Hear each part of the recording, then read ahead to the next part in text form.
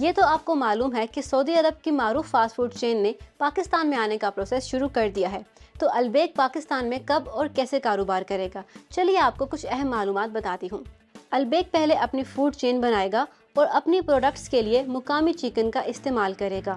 وزیر تجارت جام کمال نے کہا کہ ایسا نہیں ہے کہ البیک کل کوئی فرینچائز کھولے اور اپنی پروڈکٹس بیچنا شروع کر دے، یہ ایک طویل پروسیس ہے۔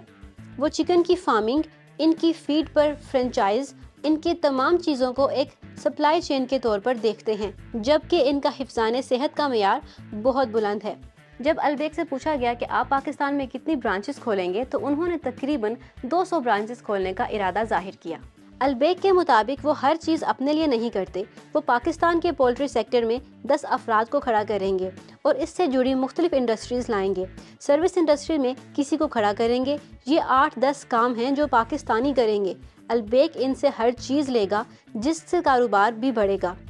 جام کمال نے حال ہی میں جدہ میں البیک کے آپریشنز کا وزٹ کیا، جہاں پاکستانی ملازمین سے بھی ملاقات ہوئی۔ انہوں نے بتایا کہ البیک والے مجھے اپنے کچن میں لے گئے اور کہا کہ آپ ایک برگر تیار کریں۔ میں نے وہاں ایک برگر بھی بنایا۔ انہوں نے کہا کہ پاکستان کے اندر ابتدا میں البیک کی 200 برانچز بھی کچھ نہیں ہیں۔ اگر یہ بزنس چل پڑا تو پاکستان کی 25 کروڑ کی آبادی ہے اور پاکستانی ویسے ہی کھانے پینے کے شوقین ہیں۔ جہاں تک برانڈنگ کی بات ہے، صرف ایک جملہ لکھ دیں، البیک از ان پاکستان، یہی کافی ہوگا۔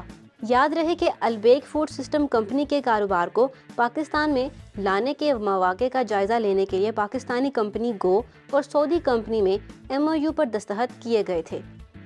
تو اب توقع کی جا رہی ہے کہ پاکستان میں البیک کی برانچز کھلیں گی، جس سے ملازمت کے مواقع پیدا ہوں گے اور دونوں ممالک کے درمیان معاشی تعلقات کو فروغ ملے گا۔